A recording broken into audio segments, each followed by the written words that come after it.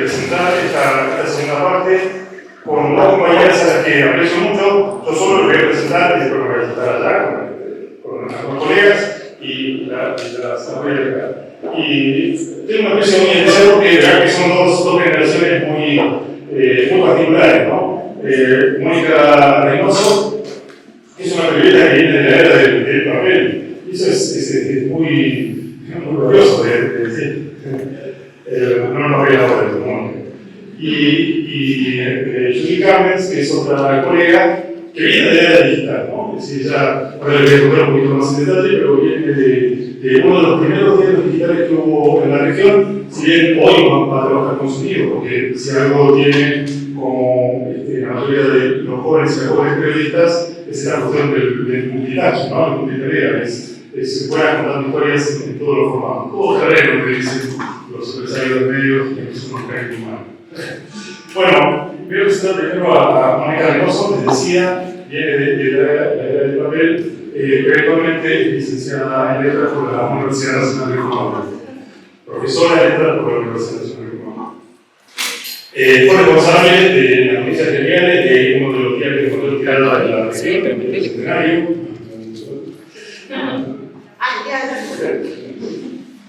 Sí, esa es la diferencia.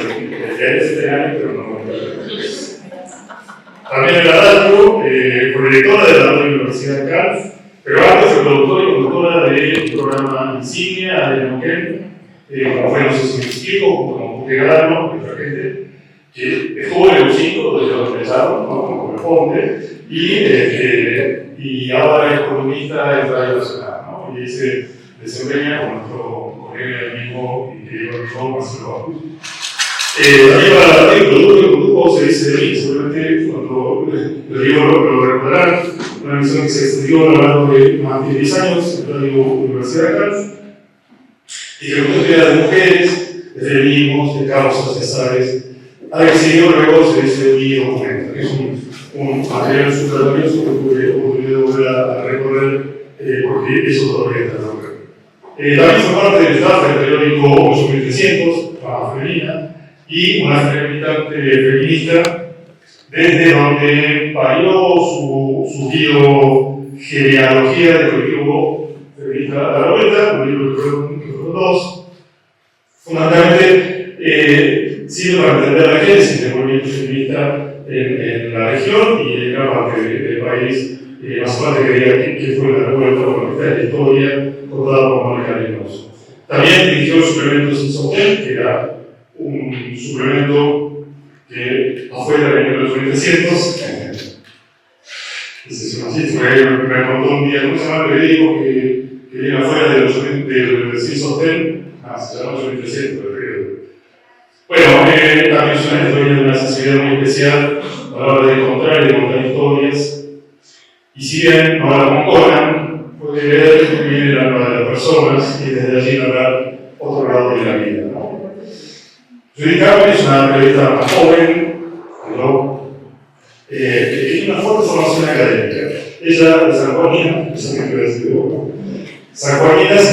licenció en comunicación social y tiene una maestría muy particular, muy interesante, que es una maestría en innovación del periodismo. Es periodista de la Universidad de Cali y responsable para la radio CNL en Argentina. Fue, como les contaba al principio, periodista y propietaria de uno de los primeros sitios de noticias de la región que se llamaba Neuquén al Instante, que fue el modelo, fue copiada por muchos medios y explicada por mucha gente de la región. Después le contamos cómo la vendimos. Algo así. Entonces, no la televisión, bueno, también la llaman como corresponde, creo que si no hay periodistas organizados, no hay periodistas organizados de algún lado, medios escritos, digitales y de radio como Radio 5, con una mirada en todos los frentes. Es integrante del sindicato de prensa también, y quiero recordar, me parece muy interesante, fue secretaria de Derechos Humanos del sindicato de prensa, y de allí continuó el libro Crímenes de la dictadura de Neuquén, junto con más de 20 colegas de la región que implicaron su trabajo para poder integrar ese libro extraordinario, una obra de la memoria que vale la pena revisar. A esa militancia de se suma la feminista, la defensa de los derechos de las mujeres y en todos los ámbitos. Es una gran contadora de la historia, y en este caso hoy lo que va a compartir es la experiencia para contar las historias desde el ámbito, ¿no? desde el ojito y desde el ámbito. O sea, dos grandes compañeras, dos generaciones muy interesantes que se suman a esta propuesta de capacitación. Así que bueno, me recojo por esto.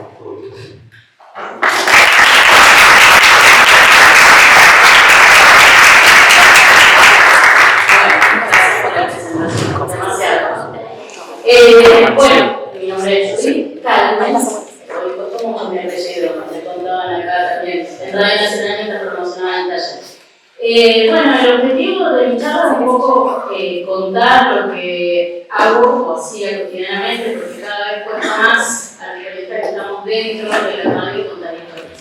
Para los colegas que vinieron a ver, muchas de las cosas que voy a decir acá ya las saben, quizás la propuesta para esta mesa va a ser distinta. Va a ser repensar el por qué no contamos las historias que no se cuentan.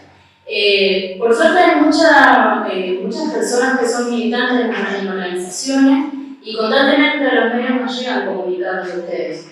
Creo que está bueno el MTV, el Foro, no sé qué otra organización más está. Bueno, está el hospital, siempre nos llegan los comunicados. Y docentes también. Bueno, ni hablar los comunicados de las escuelas que siempre tienen algún problema. Lo que yo pretendo por ahí con esta charla de cómo contar la historia es la propuesta que nos hicieron y por eso estamos acá, de que ustedes se piensen como corresponsales o replicadores de lo que viven en su cotidianidad, en este caso en las organizaciones, en las escuelas, contar esas historias que para ustedes quizás son comunes, pero que en realidad en los medios no está, en la agenda cotidiana no está, porque nos come la agenda gubernamental, nos come la agenda gremial, que es muy amplia acá en la provincia, y bueno, siempre terminamos cubriendo esas cosas. Y en los barrios pasan historias, pasan hechos que no llegan a los medios y que ustedes sigan. Y quizás, como nos pasa a nosotros en la radio, en la televisión, que normalizamos ciertas situaciones, bueno, las cubrimos, con ustedes capaz que también, bueno, mi idea es que se vayan pensando que hay historias alrededor y que se pueden contar. Y el desafío de nosotras es poder brindar algunas herramientas para que puedan ver de qué manera contarlas. Bueno, en principio una definición cortita de crónica, que es un género periodístico híbrido, que está muy bueno porque nos permite combinar todo esto, narración, descripción, comentarios. Quizás a algunos les sale mejor armar una narración más larga, a otros no, solamente un comentario. Entonces, la crónica puede albergar a distintas personas con distintas capacidades. Y tiene no solo la tarea de informar, sino también de informar, de relatar, de contar algo que está pasando, de ver la realidad con otros ojos. Por eso yo terminaba esta definición con el arte de contar, desarrollar y adaptar historias utilizando elementos que son específicos por ahí del periodismo, como la entrevista, no sé, preguntarnos, ¿no? Qué, cómo, cuándo, dónde, las 5W del periodismo, pero también con otro eje como el ambiente, los personajes, son muy importantes en una crónica. Y sobre todo pensando en qué quiero transmitir.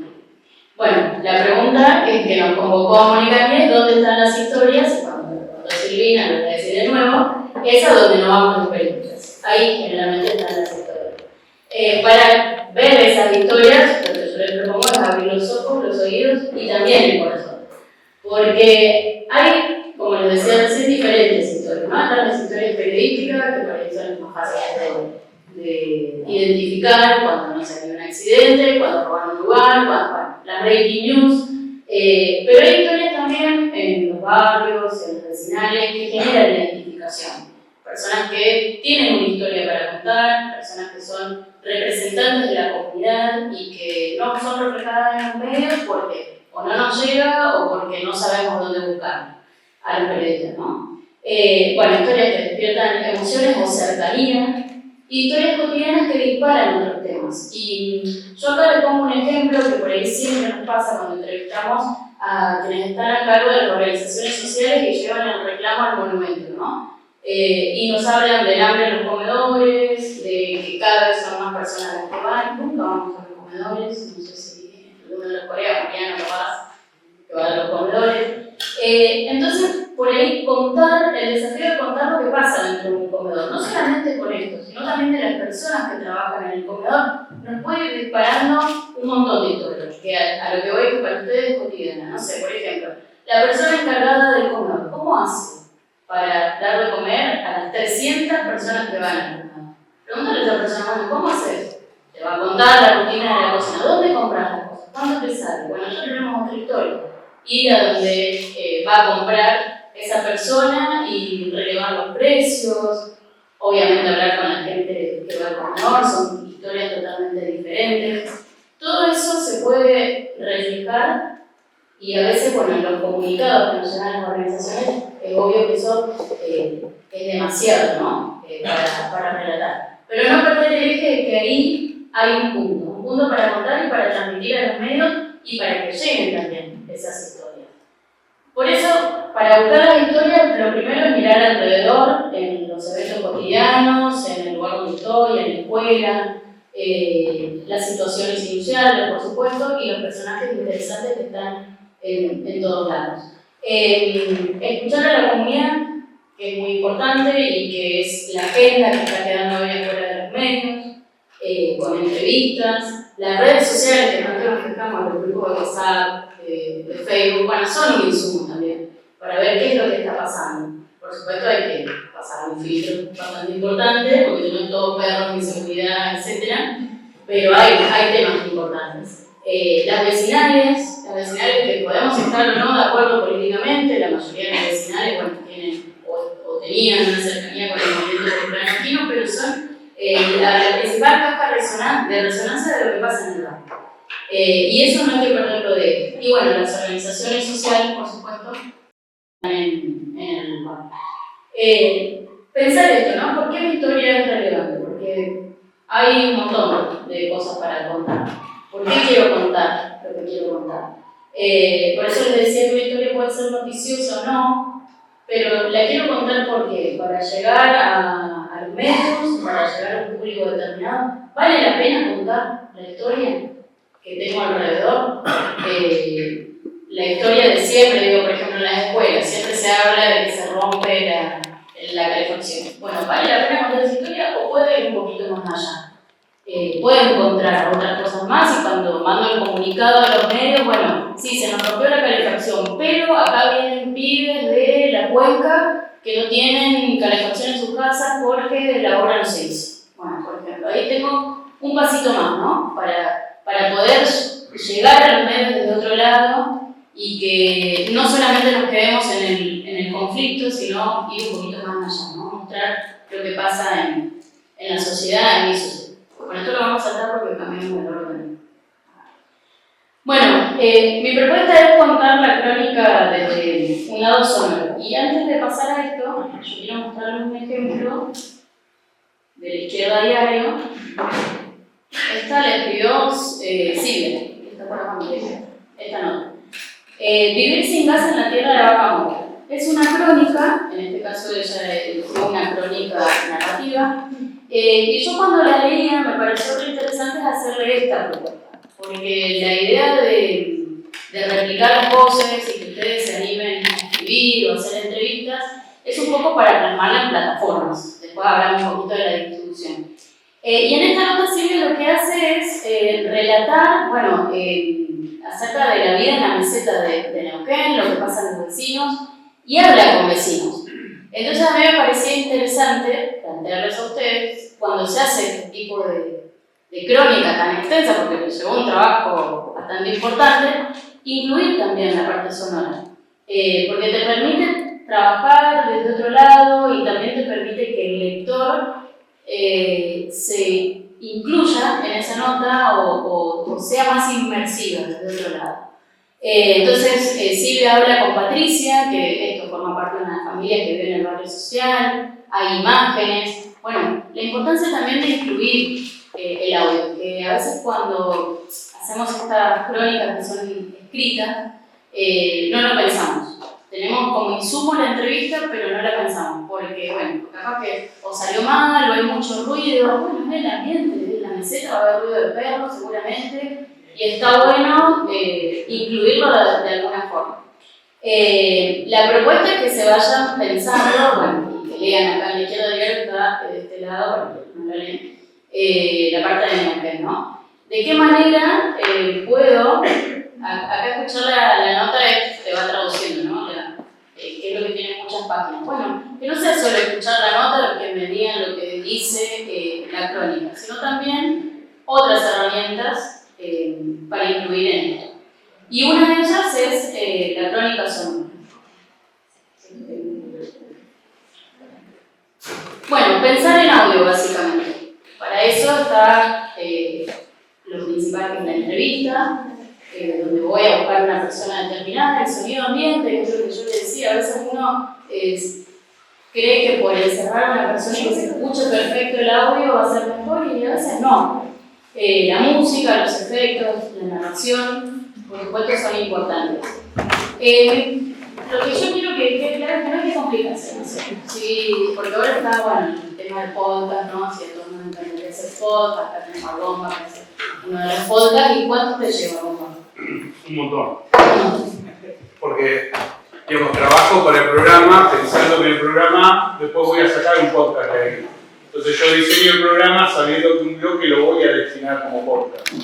Pero después de que sale el programa, a eso le tengo que hacer unos trabajos más para después editarlo. Bien. O sea, sí, lleva un trabajo de investigación, de guión, porque lo fundamental de un podcast es que ese guión y el compañero le lleva muchísimo tiempo, y es verdad. Entonces, bueno, por ahí no de máxima, bueno, uno puede pensar, sí, voy a hacer un podcast. De mínima, pensarlo en términos de, bueno, una narración corta, que tenga eso, un inicio, una presentación, un desarrollo, cuál es el problema, y un final, que puede ser una reflexión o no. Y combinarlo esto con los audios de lo que está pasando.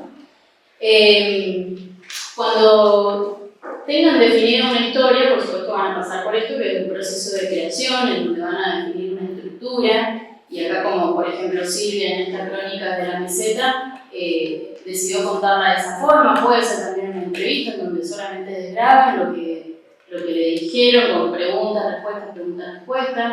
Por supuesto hay que investigar un tema, ustedes corren con la ventaja de que el tema lo conocen, entonces ya hicieron un montón. Y pueden avanzar sobre eso. Si yo decido contar una historia, no sé, del hospital, que tiene tantas cosas para contar, bueno, ya sé cuál es el contexto, va a ser más fácil sentarme a pensar desde dónde lo cuento, para quién lo cuento y cómo lo voy a presentar. Y la grabación por ahí no complicamos. Con un celular basta y sobra, con WhatsApp basta y sobra, puedo grabar el audio desde ahí, después lo descargo en la compu y lo edito con estos programas, Audacity, Soundforge o plataformas online inclusive. No hay, digamos, nada raro. Incluso si lo voy a incluir en un comunicado que mande la organización, incluyo el audio, bueno, una grabación en MP3, porque va. Y después tengo que pensar en un proceso de distribución, ¿no? Las organizaciones sociales lo que tienen es bien aceptado el tema de la distribución en los medios.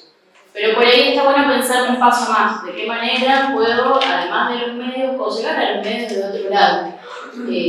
Las redes sociales es una buena opción, ¿no? Esa misma historia que yo estoy pensando la puedo poner en las redes de la organización. Y de esa forma multiplico la llegada no solamente al medio de comunicación, sino a la comunidad. O plataformas como Medium, que pueden tener medio propio a través de una especie de blog. Y la red de corresponsales que están pensando acá como una iniciativa de Máxima que está muy buena.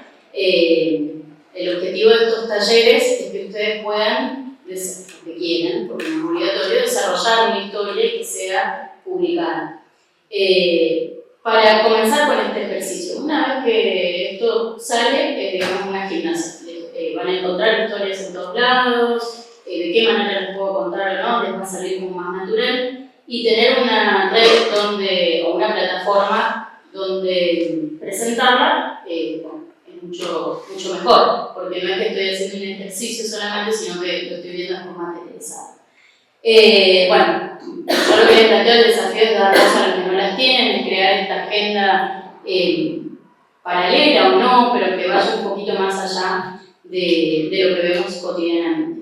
Y había pensado una dinámica muy cortita, ya que están sentados en grupo. Los invito, quizás ya están sentados, se conocen entre sí o no, pero por mesa que piensen una historia. El desafío es que piensen una historia para ponerla en común y pensar cómo la contarían y por qué es relevante esa historia, de lo que se les ocurre.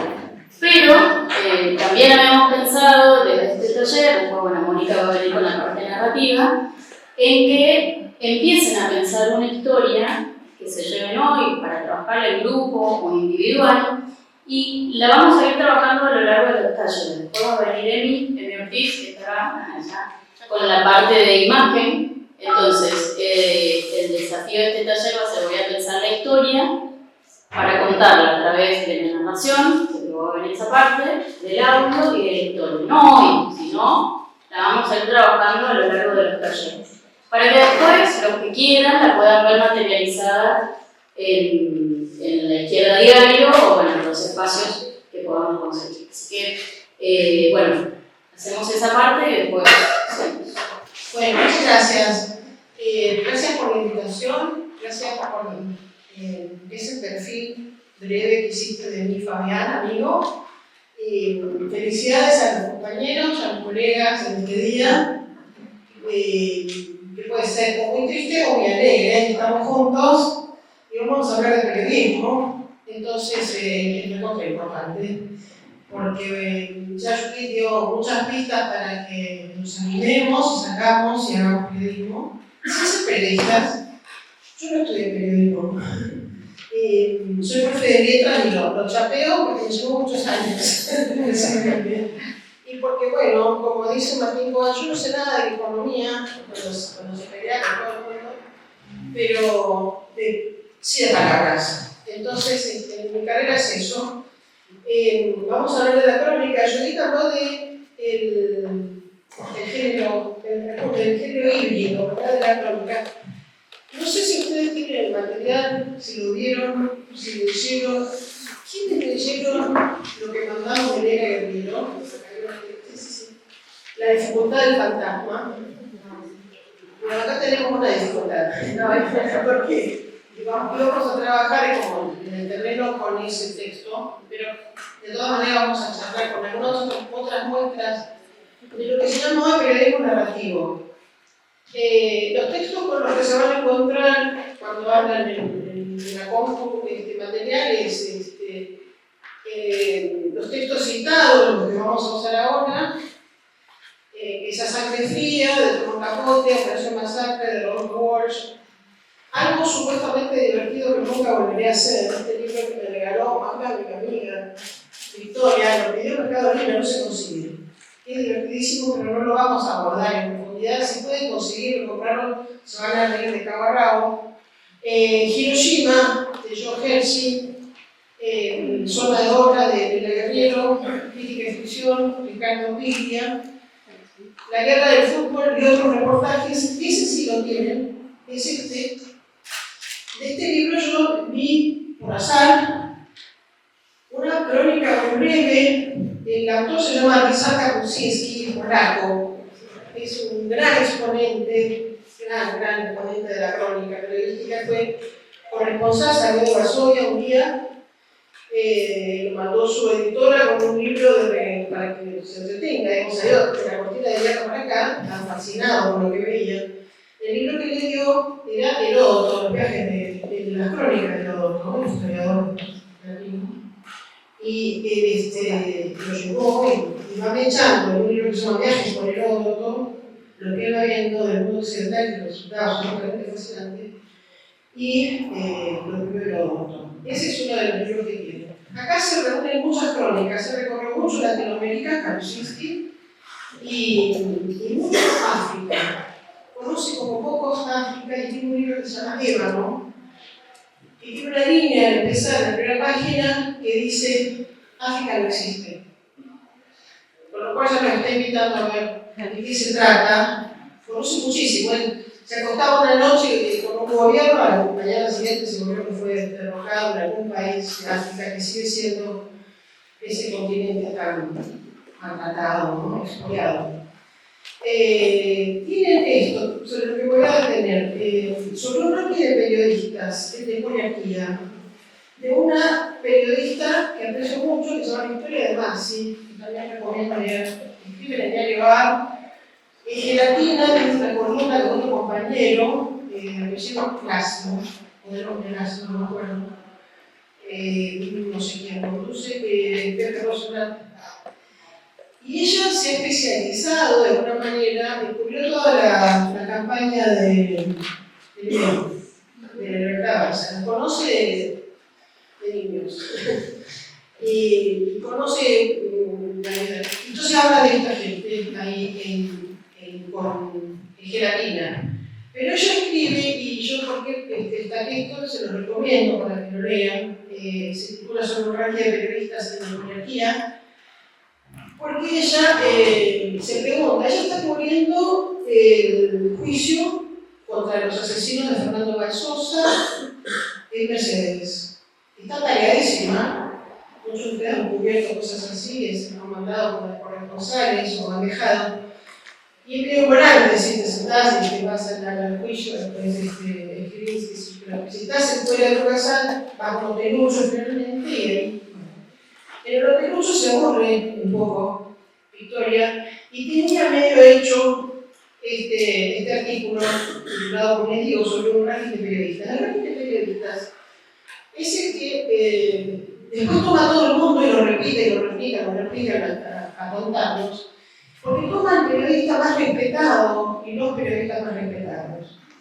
Entonces figuran ahí alternativamente a la Gaby Zampagni, al Conadamón, los Bogardi, Van se turnan.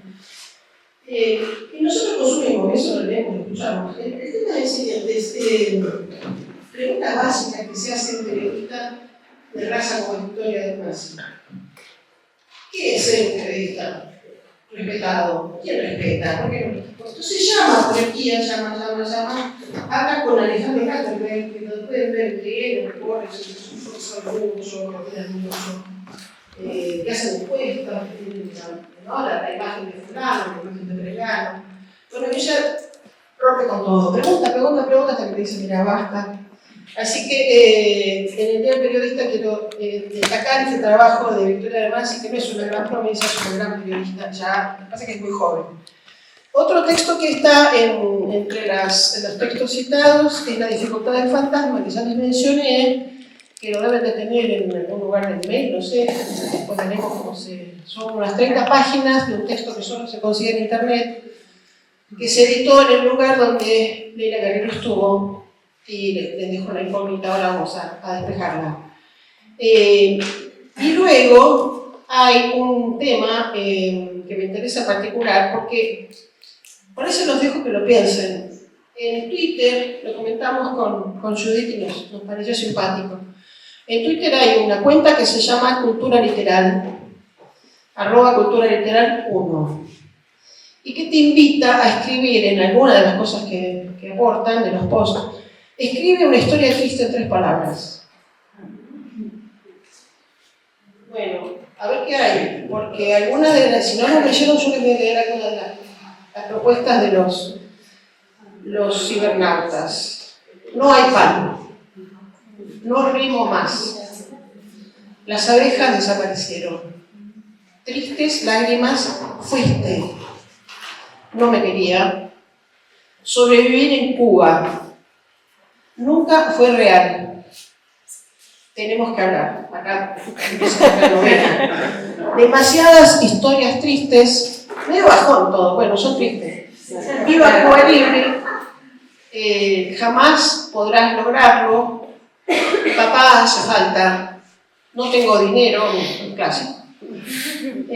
Leyendo estas 3 palabras, como ven, con poco se puede hacer mucho. Desde el inicio de una gran historia, muchas de estas pequeñas frases pensaba, bueno, que vayan pensando, ya que estamos optimistas, en una buena noticia con 3 palabras, a ver cómo se hace, ¿no? El titular, con solo 3 palabras. Hay verbo, a veces no hay verbo, demasiadas historias tristes no hay, no tiene verbo, sí, en general todas. Pero uno se puede imaginar quiénes son los emisores, ¿no? Pues hasta sea quién está haciendo estos aportes tan simpáticos y tan tristes. Y un poco más de atención quiero poner en el título de este ciclo, que reúne 3 palabras que aisladas tienen un peso específico. Periodismo, crisis, resistencias. Parece el alias de un banco, ¿no? Periodismo, punto, crisis, punto, resistencia, punto. Puede ser. Pero me imagino que alguna de las 3 palabras los convocó, los invitó y están acá. Y en cualquier caso, la combinación de estas 3 palabras es lo que nos trae acá, que es, un poco ya lo anticipó mi compañera, que es con qué recursos que tiene el caso de la literatura podemos escribir crónicas que sean atractivas, interesantes, que de la primera línea no la pueda soltar. Por eso estos ejemplos los invito a ver cuando tengan tiempo, ¿no? ¿Con qué herramientas podemos narrar hechos que presenciamos o no? Les doy un ejemplo. Hiroshima.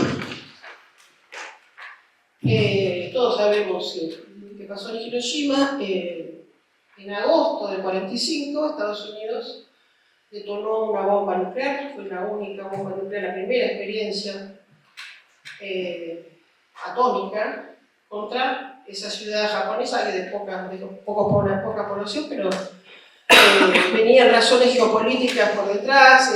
Japón en años antes no había bombardeado, hay una película, Tora, Pearl Harbor, no sé si se acuerdan. Bueno, la cosa es que esto ocurre, como les digo, en el 6 de agosto del 1945. John Hersey era corresponsal de guerra para el New Yorker, y su jefe lo manda a Hiroshima días después de la bomba. Contá qué efectos hubo. Él no dice lo que puede ser, a ver si lo tengo anotado por acá, que aparece, por ejemplo, en la web, si vos ponés Hiroshima. Dice, los hechos retratados son: el 6 de agosto de 1945, por primera vez en la historia, un bombardero estadounidense lanza una bomba atómica. El objetivo es la ciudad japonesa de Hiroshima. La bomba destruye la ciudad y mata a decenas de miles de civiles y provoca además un gran incendio que ocasiona más destrucción a la ciudad. Es muy largo, tiene efecto residual.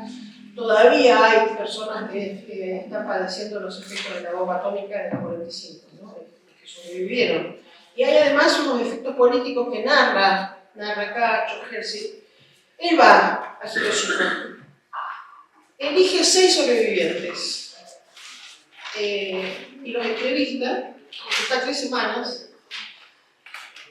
Elena Guerrero habla de los recursos de la literatura, claramente, pero también del cine, de las cámaras, entonces habla de plano, de traveling, de fundido, de foco, de zoom, ¿no? Miren lo que escribe. Imagínense que es una cámara. El texto de John Hersey es una cámara. Él no estuvo en el bombardeo, no lo vio. Él escuchó, entrevistó a las 6 personas, pero miren lo que dice.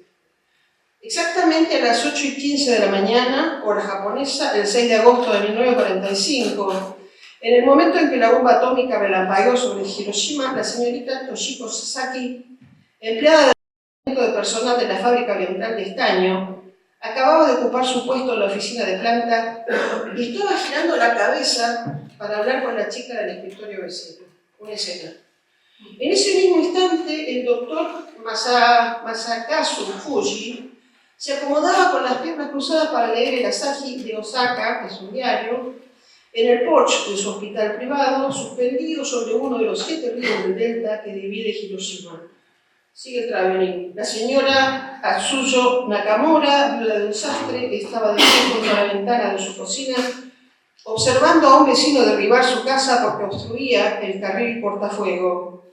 El padre Wilhelm Kleisorger, sacerdote alemán de la Compañía de Jesús, estaba recostado en ropa interior y sobre un catre en el último piso de los 3 que tenía la misión de su orden, leyendo una revista jesuita, Stimmen der Zeit, es alemán. El doctor Terufumi Sasaki, un joven miembro del personal quirúrgico del moderno Hospital de la Cruz Roja, caminaba por uno de los corredores del hospital. Tenemos todas las escenas completas de las 6 personas que estaban haciendo el momento que cayó la bomba. Llevando en la mano una muestra de sangre para un test de Wasserman, y el reverendo, y está el sexto, Kiyoshi Tanimoto, pastor de la iglesia metodista de Hiroshima, se había detenido frente a la casa de un hombre rico en Koi, suburbio occidental de la ciudad, y se preparaba para descargar una carretilla, etc. La bomba atómica mató a 100.000 personas, y estas 6 estuvieron entre los supervivientes. Todavía se preguntan por qué sobrevivieron si murieron tantos otros.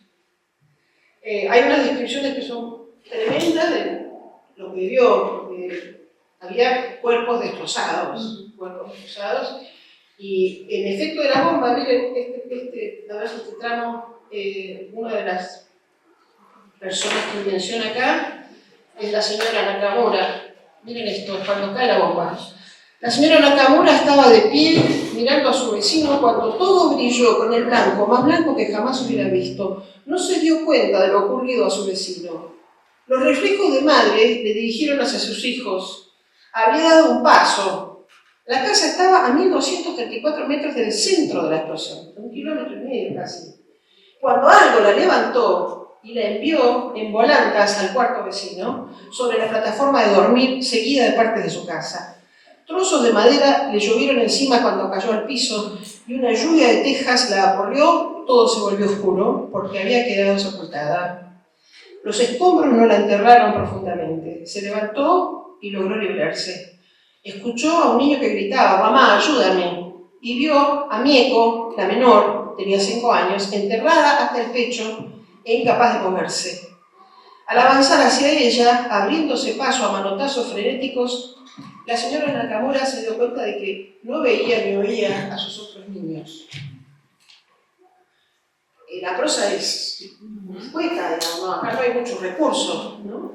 Pero hay un trabajo de entrevista, de escucha, con 6 sobrevivientes que contaron lo que vivieron, y Hershey, que tuvo poco tiempo, se sentó a escribir, llevó las páginas que había empezado a escribir al diario. El diario iba a publicarlo en fascículos o en entregas, y salió toda una edición especial del New Yorker completa que agotó y que fue una conmoción. ¿Por qué? Porque planteaba además qué responsabilidad tienen nuestros actos. ¿Qué pasa cuando tiras una bomba atómica? ¿Qué pasa con la guerra? No es un panfleto antibelicista, es la descripción de los efectos de la bomba atómica sobre una ciudad y sobre las personas que habitan esa ciudad. Este es un ejemplo. Tenemos, por supuesto, a Sangre Fría, Operación Masacre, que lo han leído, lo conocen. Elena Guerrero dice, en Zona de Obras, dice esto.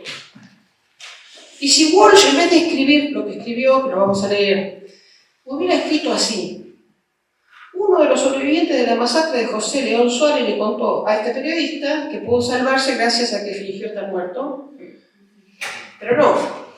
Walsh escribió, así empieza: Nicolás Carranza no era un hombre feliz esa noche del 9 de junio de 1956. Nicolás Carranza es uno de los asesinados, de los fusilados. Walsh habla con un sobreviviente que es Juan Carlos Braga, es el fusilado que vive y que murió hace poco a los 9 y pico. Nicolás Carranza no era un hombre feliz esa noche del 9 de junio de 1956. ¿Cómo sabe? Al amparo de las sombras acababa de entrar en su casa y es posible que algo lo mordiera por dentro. Nunca lo sabremos del todo. Muchos pensamientos duros el hombre se llevó a la tumba, y en la tumba de Nicolás Carranza ya está reseca la tierra. Va, viene, ¿no? La tierra está reseca, ya está muerto Carranza. Pero cuando dice Nicolás Carranza no era un hombre feliz, tal día entra a la casa, pero la sangre está reseca en la tierra porque está recontra muerto Carranza. Los fusilamientos de José León Suárez se los recomiendo escuchar en boca de Libraga, el propio sobreviviente, el fusilado que vive. Está en YouTube. Ponga Juan Carlos Libraga y él cuenta con todo detalle y el horror, porque él se hizo pasar por muerto, se hizo el muerto, literal. Pero ya estaba medio reventado. Estuvo mucho tiempo preso, es muy largo el sufrimiento. Bueno, y esta obra cubre de la literatura, que es Operación Masacre, es porque Walsh escucha un fusilado que vive el olfato y dice, a ver qué hay atrás. Y ahí empezó. Y quiero hacer una mención, que la hice hoy en la radio también, escribió con Enriqueta Muñiz. Hay una mujer, no hay solo un fusilado que vive, hay una mujer que vive al lado de Walsh. Es posible que eso haya tenido un romance, eso se insinuó, y escribió un diario, llevó un diario prolijísimo durante toda la investigación. Gran parte de la investigación para Operación Masacre le pertenece a Enriqueta y él, bueno, la dedica a Operación Masacre. Y hay un reconocimiento que dice, donde dije fui, es decir, fuimos, donde hice, hicimos. Pero la firma de Walsh, bueno, merecida, pero igual. Esta edición del 86 es de La Flor y tiene atrás la carta abierta a la Junta Militar. Bueno, yo les me hubiese gustado que hubieran leído La dificultad del fantasma, pero podemos adelantar lo mismo, ya hablamos de Jersey. Dice Neila, yo no creo en las crónicas interesadas solamente en el qué, pero desentendidas del cómo. Algo dijo Judith sobre las 5 W del periodismo, que conocemos todos, que son W porque es en inglés, ¿no? ¿Quién, qué, cuándo, dónde? Y la otra sí, es cómo es, ¿por qué también? El por qué es muy importante, y el cómo también para el periodismo narrativo, que es el territorio en el que estamos parados. Por ejemplo, el periodismo narrativo, periodismo de autor, periodismo literario, periodismo creativo, nuevo periodismo, todos esos nombres recibe la práctica de el que, por supuesto, no se distorsiona, el que se trabaja mucho, ¿no? La cosa. Se puede hacer de todo en periodismo narrativo, mucha literatura, pero no va a cambiar nunca. Mucha investigación, mucha, ya van a ver cuando entremos con Leila. ¿Cómo estamos viviendo? ¿Me decís mucho?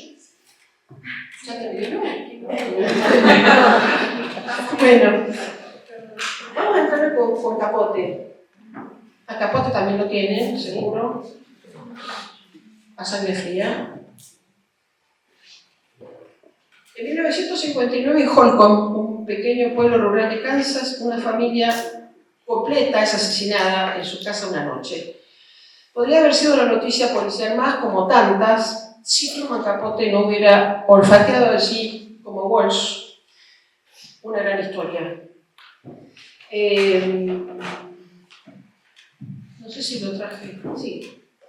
Este libro de Elena Guerriero, no sé si lo conocen. Sí. Una historia sencilla. Yo me conocí por este libro a ella, y a partir de ahí no paré. ¿Ven que hay un malambreador? Un tipo que malambrea. Bueno, nada más lejos de mi interés que un tipo que malambrea. Pero cuando me entero que Leila, laborando para La Nación, en la página de Cultura, La Nación la mandaba regularmente a cubrir el Festival Nacional del Malambo en Laborde, y Leila iba. De pronto descubre a un joven que se llama de apellido Alcántara, no me acuerdo el nombre, y se fascina con el tipo. ¿Por qué? Porque bailaban, son 5 minutos. 5 minutos en los que el ganador, el campeón, no tiene que competir más. Es como que sigue un reinado que no puede después de reinar, sería así. Creo que dan clases y no sé, pero no pueden volver a competir. Son rey por. Ella se queda fascinada por ese personaje y empieza a seguirlo. Nos cuenta todo sobre Alcántara, pero también sobre el Festival del Malambo, y uno puede dejar de leer esta historia sencilla, que es una muestra de maestría narrativa de Nela Guerrero. Igual con Los suicidios del fin del mundo, que sucedió en Las Heras, también es una noticia, pero era la época se habló acá de petróleo, ¿no? Era la época de las privatizaciones y sobre todo las personas jóvenes se suicidaban. Le llega la noticia a Leila, a Buenos Aires, qué cosa, y bueno, también se interna en Las Heras y se queda y escribe. Bueno, ¿qué pasa con Capote? Capote también para el oído dice, ¿pero qué pasa acá? Ella era un escritor respetado, había escrito Desayuno en Tiffany's, El arte de cuentos, alguna novela. Pero le pareció que si contaba ese crimen horroroso, tendría la consagración definitiva, cosa que él logró, con un altísimo costo para él. Porque él se vincula con los asesinos, los entrevista. Eso está todo en el texto que les dije que no leyeron. Ese contexto se llama La dificultad del fantasma, que vamos a analizar un poco meticulosamente si llegamos después. Algo que dijo Judith, quiero completarlo simplemente, pero en palabras de Juan Villoro. Este es otro material que ustedes tienen ahí en un clip que mandó. ¿Sí, vos, Silvia? Sí. El título que le puse, que es muy precario, como la vida, sobre periodismo, apenas una selección de ideas interesantes sobre periodismo narrativo o nuevo periodismo, o el periodismo y la literatura, o sobre escribir.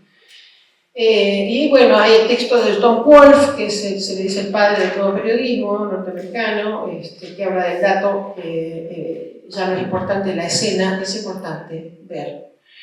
Leila también habla de la mirada. Tomás Eloy Martínez habla de la experiencia de una persona, puede describir como lo pasa como ejército, con 6 personas y no todo. Pero miren esto a propósito de lo que dijo Judith del género híbrido de la crónica. Este es Juan Villoro, es mexicano. El título de su artículo es La crónica ornitorrinco de la prosa, muy breve. Dice de la crónica, ¿no? ¿Cómo la define? De la novela extrae la condición subjetiva, la capacidad de narrar desde el mundo de los personajes y crear una ilusión de vida para situar al lector en el centro de los hechos. Del reportaje, los datos inmodificables. Del cuento, el sentido dramático en espacio corto y la sugerencia de que la realidad ocurre para contar un relato deliberado, con un final que lo justifica. De la entrevista, los diálogos. Y del teatro moderno, la forma de contarlos. Pero del teatro grecolatino, la polifonía de testigos, los parlamentos entendidos como debate. Del ensayo, ya lleva como 7, ¿no? Géneros. La posibilidad de argumentar y conectar saberes dispersos. De la autobiografía, el tono memorioso y la reelaboración en primera persona. Creo que algo que distingue a la crónica de este periodismo narrativo de una noticia es que la primera persona sí aparece, casi que es necesario que diga yo estuve de alguna manera, ¿no? Lo vamos a ver con el texto de Leila. Querría también dejar mencionada una digresión que me parece importante, que es, hubo un debate por ahí de la academia sobre si a sangre fría inauguraba un género que se llama non-fiction, y como se lo atribuyeron en Estados Unidos, durante mucho tiempo circuló esa versión. Sí, Truman Capote inauguró el género de non-ficción, pero es anterior Operación Masacre y es no-ficción, absolutamente. Es decir, hechos reales contados con recursos literarios, en forma novelada. Bueno, vamos a ver con el texto en la mano, cosa que no me van a acompañar, pero yo sí lo tengo que hacer. La dificultad del fantasma. Tiene muchas capas. El artículo yo diría es como una novela, una novelita corta, un artículo largo, una crónica larga, en la que Leila reúne un montón de cosas. reúne, Truman Capote viaja en el año entre el 60 y el 62, o sea, él se enamora de esta historia de los asesinos de la familia Crater en Holcomb y viaja al lugar, le dice a su editor que quiere ir, le habían dado otra opción y él va lo mismo, va con su compañera. Acá hay otra mujer que no está muy mencionada, Harper Lee, que es una escritora que escribió Matar a un ruiseñor, es una muy buena novela, y ella es una muy buena escritora. Y ella también lo ayudó mucho. Estuvieron un tiempo en Holcomb, volvió a Nueva York, empezó a escribir y aparece de pronto en el año 60 en un lugar de España, en la Costa Brava, Palamos se llama, y hoy si ustedes buscan, yo creo que lo puse como referencia, no me acuerdo, pero se ponen Casa Sañá, Sañá con un acento así, no sé si se pronuncia Sañá, es catalán, en Palamos. Esa casa se alquila hoy, si tuviéramos un estándar de vida posible, vamos y nos tomamos unos días porque es para escritores. Está el mar ahí, bueno, Leila va ahí.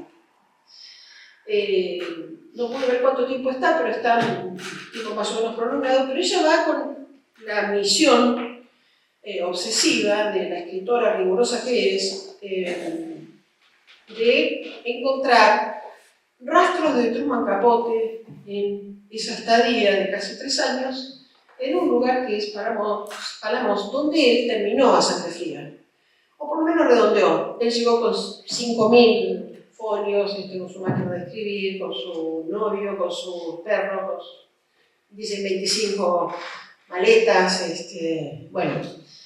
Y este trabajo, este texto precioso de periodismo narrativo, que solo está disponible en la web, insisto, así que aprovechenlo. Tiene entonces la estadía de Leila, se puede leer ahí, la búsqueda de Leila de la huella de Truman Capote, ¿qué hizo? Conocemos hasta lo que comía, cómo se vestía, recibía muchachos, se acostaba con muchachos, se paseaba, no se paseaba, qué compraba, qué paseos hacía, de todo. Si tomaba, si no tomaba. Vemos, por supuesto, el lugar. Hay una descripción vívida de la naturaleza, que a ella le fascina, creo que a cualquiera de nosotros que está en el Mediterráneo. Está contado todo el proceso, reportado, por supuesto, de la escritura de Sangre Fría. ¿Qué hizo? ¿Cómo hizo? Truman Capote para escribir a Sangre Fría. Es una joya, no se la pierdan. Bueno, y vamos a analizar, para ya ir terminando, por si quieren preguntar. Bueno, está perfectamente marcado esto para que más o menos yo me oriente en lo que les quiero comentar. Les decía que tiene muchas capas, y para poner un ejemplo pensaba en la película que se dio hace poco, de las últimas buenas que dio el cine acá como por error, es Anatomía de una caída, no sé si la vieron. Bueno, ahí cada quien vio una cosa distinta en esa película. Se trata de un matrimonio que ¿no? Es un crimen, es un juicio, es un niño, es un perro. Es todo eso menos. Son los jueces, son los psicólogos, es una perfecta narración de algo que no se queda en la superficie del crimen, digamos. Podría haber contado, sí, aparece un tipo muerto ahí, es el marido de la protagonista, pero tiene muchas capas. Esto también, el texto de Leila tiene capas, no es una cosa plana, no está contado así. Entre 1960 y 1962, Truman Capote estuvo... Miren cómo. Ella empieza, acá tengo marcados 1, 2, 3, 4, 5, 6 párrafos en la primera página. Por intentar un comienzo, podría ser jueves 13 de abril de 2023, cementerio de Palamos. Me di cuenta que están 3 personas, 2 hombres, una mujer, buscando una tumba. En realidad es una lápida. La lápida la encuentran, dice Robert Ruark, escritor, nació en Carolina del Norte, bla bla bla, falleció, bla bla bla, gran amigo de España, en paz descanse. Dice Leila, allí yacen los restos del hombre que se supone hizo que el fantasma, que la mujer busca llegar a ese punto. El fantasma está en la mujer. El fantasma no sabemos todavía quién es. La mujer podemos pensar que es Leila, claro. Bueno, es solo una manera de empezar esta historia. Durante algunos días parecerá adecuada, con lo cual te deja ahí como pensando, ¿qué pasó acá? A continuación, hay marcas gráficas, porque esto es, como bien dijo mi amigo Fabián, vengo del papel, no me dijiste la edad de piedra. Las marcas gráficas en el papel es negro sobre blanco, ¿verdad? Tres asteriscos, pasemos a otra cosa. La cámara se mueve a otro lugar. Y acá se mueve a esto que dice Leila Guerrero. Todas las historias tienen un comienzo. De nuevo el comienzo. Bueno, acá bailando. Este es un hilo. Va a ver que repite después del comienzo. Con esto le da consistencia. No nos damos cuenta cuando leemos, pero no podemos dejar de leer. Todas las historias tienen un comienzo. Por ejemplo, 2 puntos, una cita.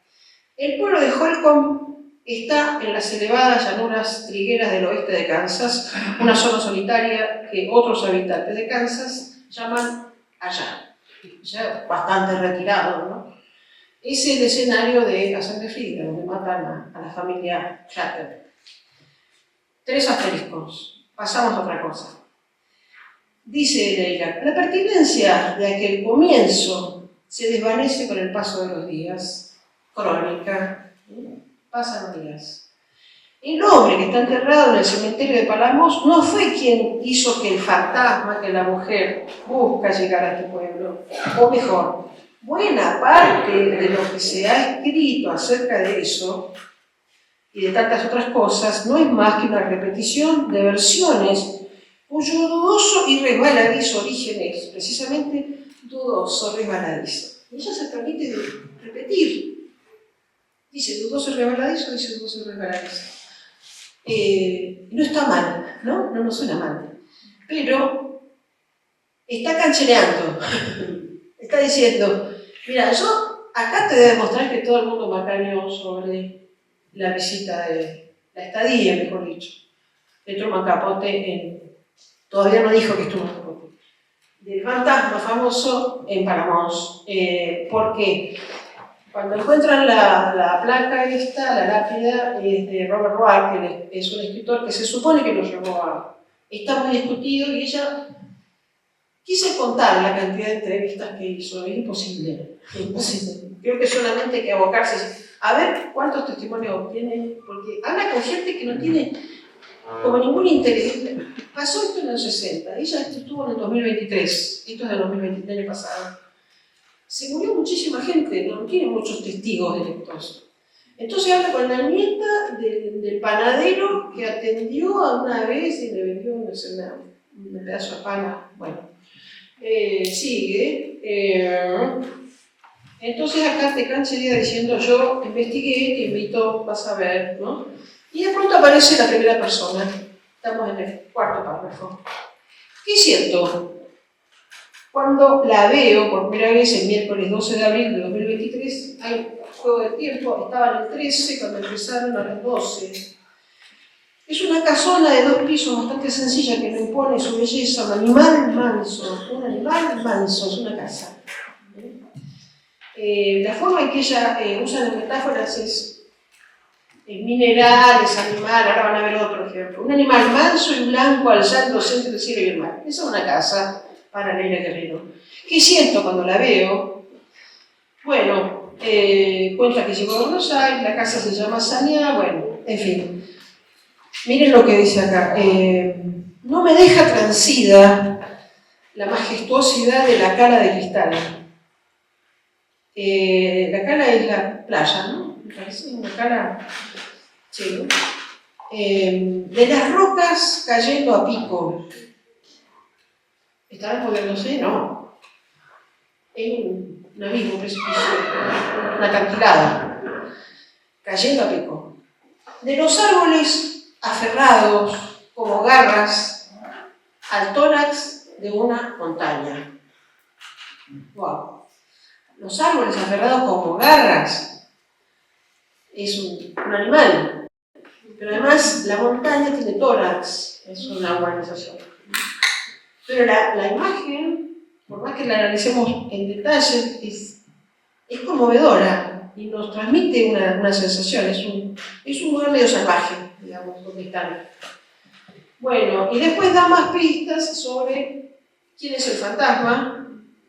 Desde 2022, el propietario de la casa cuenta cómo se compró la casa, la transformó en una residencia literaria, un sitio al que muchos, de 3 a 4 por vez, vienen a hacer lo que hizo aquí un escritor norteamericano, hay una pista, a lo largo de varios meses del año 1962, encerrarse y escribir. Acá ya ese sentido porque es la casa. En los años anteriores iba a estar en un hotel. Truman Capote, el Hotel Trías, en el que por supuesto Nelly Guerrero se aloja y pide la habitación 213 donde estuvo Truman Capote. Entonces dice, estoy viendo lo que él vio. Y finalmente dice más adelante, sigue describiendo lo que ve. El horizonte parece un tajo, una orden. ¿A qué se le ocurre? Una orden. 2 puntos. Es hasta aquí. Dice que es el horizonte. Esa es la orden que da el horizonte. Abajo en la cara veo piedra sumergida en el murmullo. Bueno, tiene muchísimos juegos de palabras. Murmullo onírico del agua. No se escucha otro sonido que el de las olas y los alaridos desgarradores de las gaviotas. Todo es salvaje y limpio, duro, casi sin domar. Como un animal, ¿no? Me asignaron este cuarto porque, aunque es incomprobable, se supone que es el que ocupó el escritor norteamericano cuando estuvo aquí. Me atropella un pensamiento, me atropella, la llevo a cuenta. Este es un sitio para desaparecer completamente, dice entre comillas. ¿A qué le permite desaparecer completamente? A un libro de Mariano. Sí, Mariano Enríquez. ¿Cómo desaparecer completamente? Esta flor tiene muchísimas. Bueno, finalmente dice, desde la primavera y hasta después del verano europeo de 1962, el escritor norteamericano Truman Capote permaneció en esta casa escribiendo el último tercio de A Sangre Fría, el libro que definió como una novela de no ficción, un género de que se adjudicó el invento. Su estadía en la Costa Brava excedió por mucho su paso por Saniá. Comenzó el 26 de abril de 1960, cuando llegó en auto, miren esto, desde Francia al Hotel Trías de Palamos, la pequeña ciudad a 10 minutos de aquí, con 2 perros, una gata, su pareja, el escritor Jack Dunphy, un hombre serio y callado, en las antípodas del aleteo jacarandoso de Capote. Lo comentamos con las chicas. ¿Qué es jacarandoso? Ustedes saben de jacarandá, la planta. No, tiene un significado que es alegre, desenfadado y gracioso. Pero además era un homosexual de esos que hacen ruido, ¿no? Entonces el aleteo jacarandoso es como que se movía como un pajarito.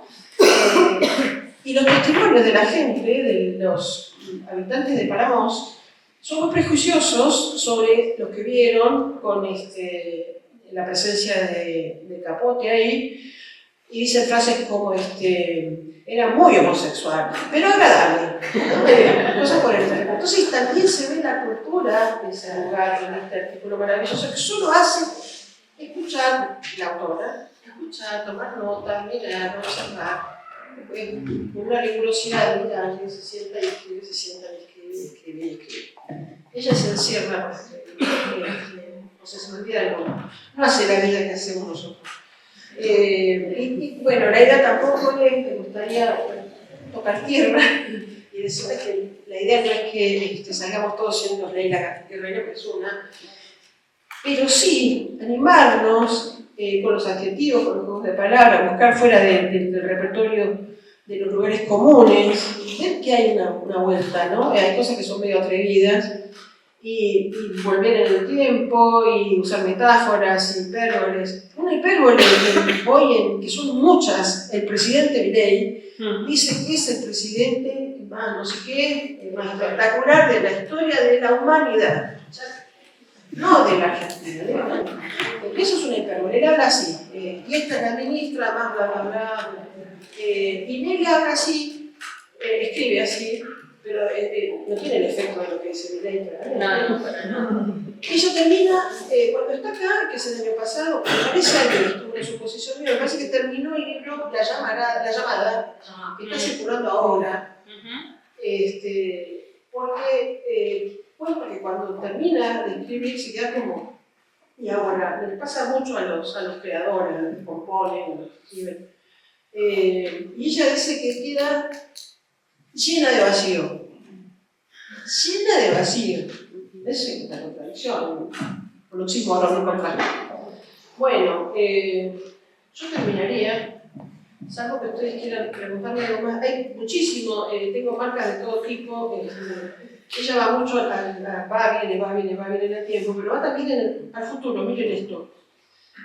Página 8, para mí, de las marcas mías. Está en el hotel, ella tiene el hotel donde estuvo Truman Capote. Todos los artículos que hablan de la estadía de Capote en el Hotel Trías mencionan que se quedó en la suite 704 del 7º piso. Cuando yo pase una noche aquí, en pocos días más, pediría alojarme en el mismo cuarto en que se alojó Capote y me asignarán el 213 piso 2. Es un presente que están hablando de lo que va a pasar, porque ya le pasó. Mira, todo lo que está contando es pasado, claramente. Bueno, quería decirles, por último, lo que pienso lo que tomé nota de la pongo para discutir con ustedes. Leila Guerrero y la dificultad del fantasma. ¿Cuáles son esas capas? ¿Qué encontramos? Primero, Leila en Costa Brava, acá en Saliá. Es corredora, ella es runner. Corre acá, y bueno, ahí también tiene encuentros con testigos, gente que la trata. Tiene un perfil perfecto de Truman Capote. Ella dice sobre el perfil, algo habíamos dicho, ¿no? De hablar del perfil jurídico. Bueno, yo tomé nota de ella misma, que dice, pensé que si construía algo parecido a unos textos que era un perfil. Antes se llamaba retrato, en la escuela, no yo en la escuela de retrato, ahora son perfiles. Es decir, como una bibliografía muy concentrada. Me concentro en alguien en particular y hablo con la vecina, con la madre, con el padre, con los amigos, con los enemigos, con él, con ella, hasta agotarlo. Ella es así, por ejemplo, yo tomé un curso con ella. Cuando lo tomé estaba con Fito Pardo, se publicó en Cato Pardo. 3 meses. ¿Ella cree que tiene? ¿Cómo? 3 meses estuvo con... Sí, ella iba a los ensayos. ¿Y qué hacía los ensayos? Le hacía grabadores y se quedaba sentada. ¿Qué pasa en los ensayos?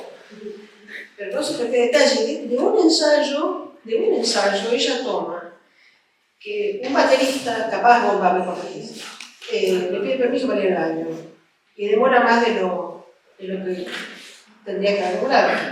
Entonces Fito no caga pedos, le dice, el patatá. Con eso describe el rigor que tiene Fito Páez para laburar. Más otros detalles, quiero decir.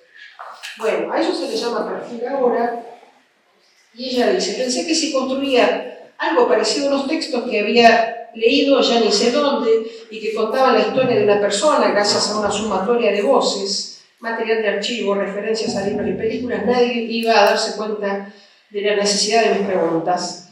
Como no sabía hacer perfiles, como no sabía siquiera que esos textos se llamaran así, me inventé un método que me pareció prudente. Leí todo lo que pude acerca de la vida y obra del sujeto a entrevistar, hablé con un par de amigos, miré 3 películas, lo entrevisté 2 veces, lo acompañé durante un día de trabajo y entregué un texto al que llamé La Intimidad, un texto integrado.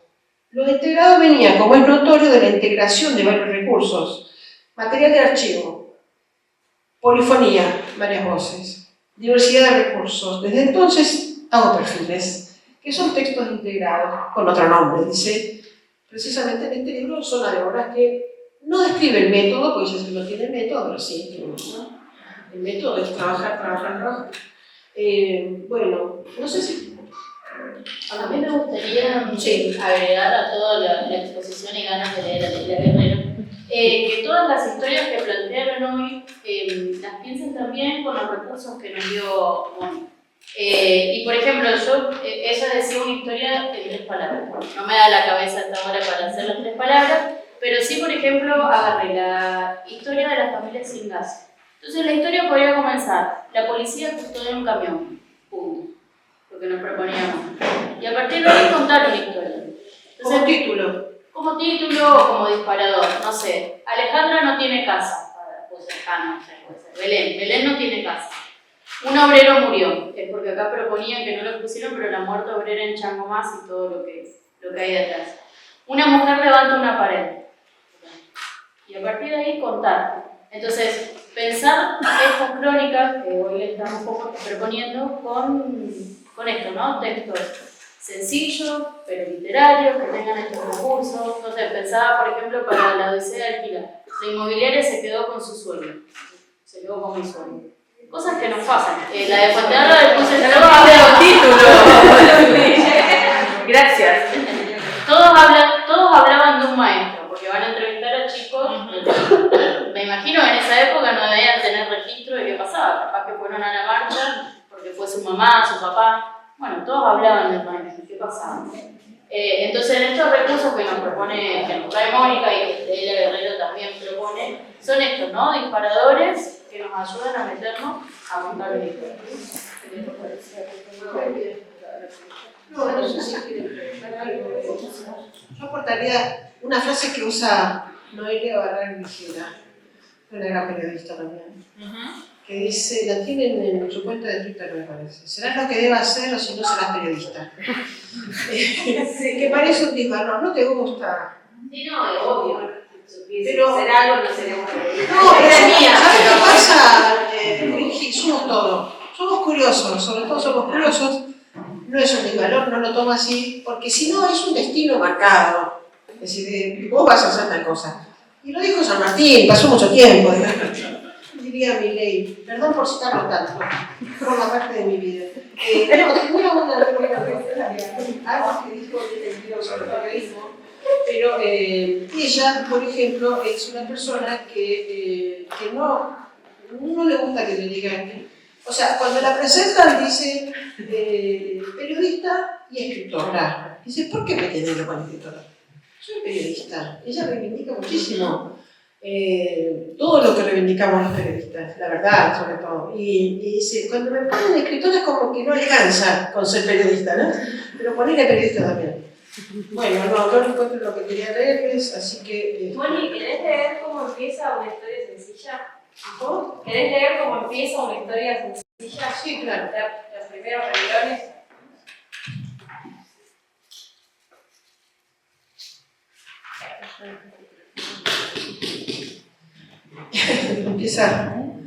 Empieza con una especie de cita. Ella siempre le dedica a Diego, que es su amor. Acá dice, para Diego, que siempre supo, que nunca dudó, y porque se la tiene que tener que bancar. Esta es la historia de un hombre que participó en una competencia de baile. Esta es la primera, 2 líneas. La ciudad de Laborde, en sudeste de la provincia de Córdoba, Argentina, 500 kilómetros de Buenos Aires, fue fundada en 1903 con el nombre de Las Liebres. Acá, bueno, hay algo que nos puede asistir hoy, que no pasaba cuando la era del papel, ¿sabían? Google, tenemos todo, lo que pasa es que tenemos que buscarlo y saber buscarlo. No creer que siempre es justicia lo primero que aparece, buscar con criterio. Pero si querés decir, Laborde, ¿dónde está Laborde? Escribilo, ya está. Testimonios, hay audios de Leila, muchísimos. Es una mujer que da muchísimas entrevistas, participa de seminarios, de foros. Así que si quieren saber más de ella y de cómo escribe, de lo que hace con el periodismo, pueden verla en YouTube también.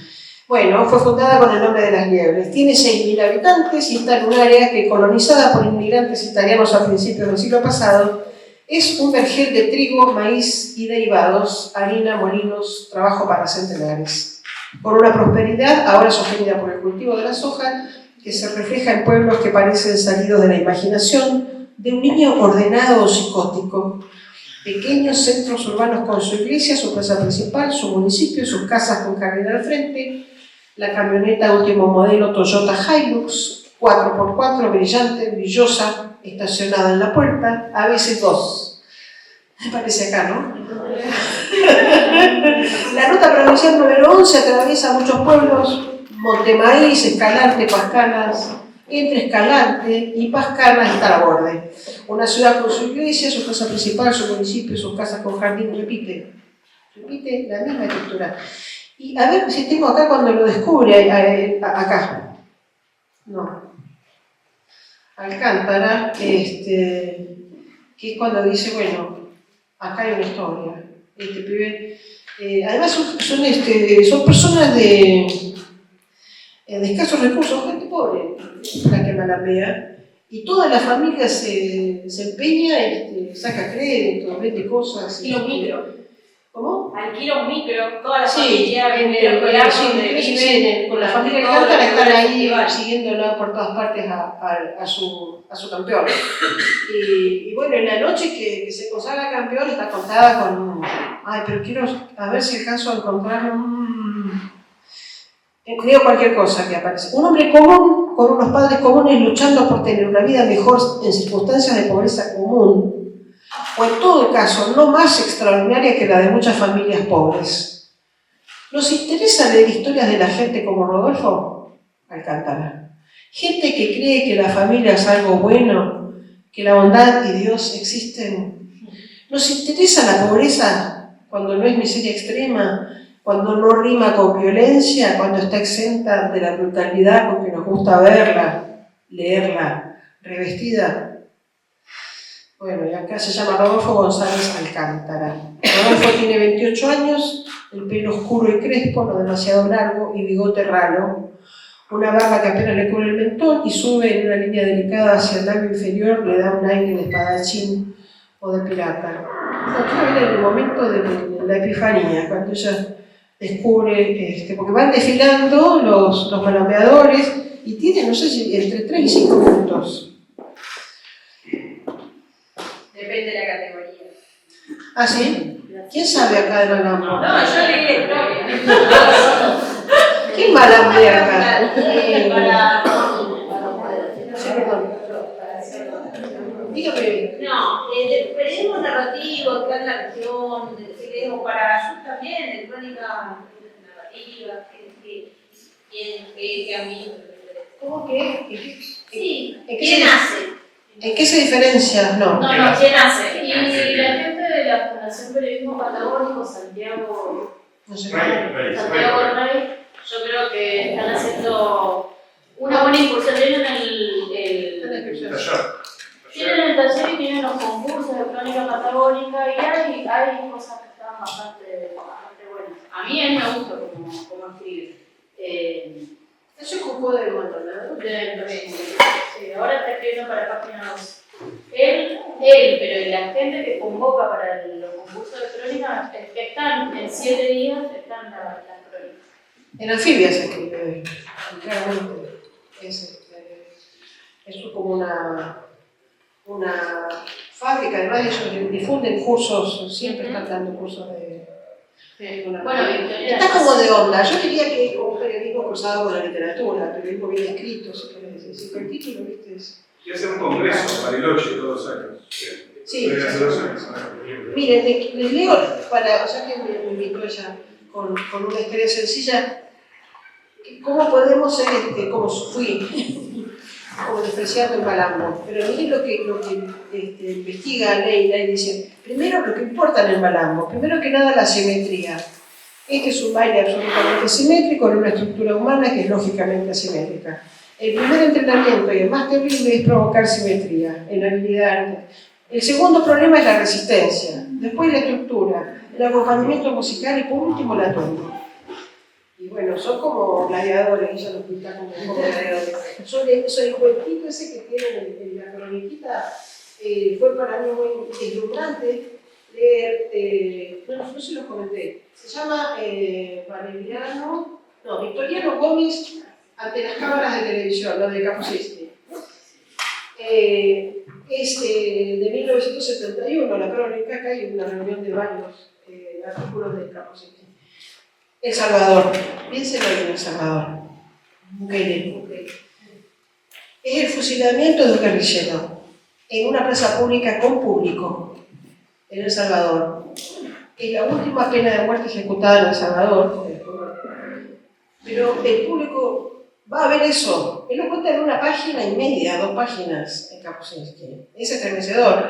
Sobre todo porque uno piensa, pasaron tantos años y parece que el espectáculo de la crueldad sigue vigente, ¿no? Porque Bukele, el amigo del presidente, muestra a los presos en las condiciones que los hemos visto. Y eso a él le da, además, está bien, pudo haber arrinconado a las malas, no sé, no sabemos qué gobierno tiene, pero acaba de ganar por un 75%. Ahí hay una cultura que la crueldad es un espectáculo, se ve. Acá terminaron, lo fusilaron y pasaron otra cosa. Nunca más hubo pena de muerte hasta ahora que aparece este tipo. Vale, lo dejo.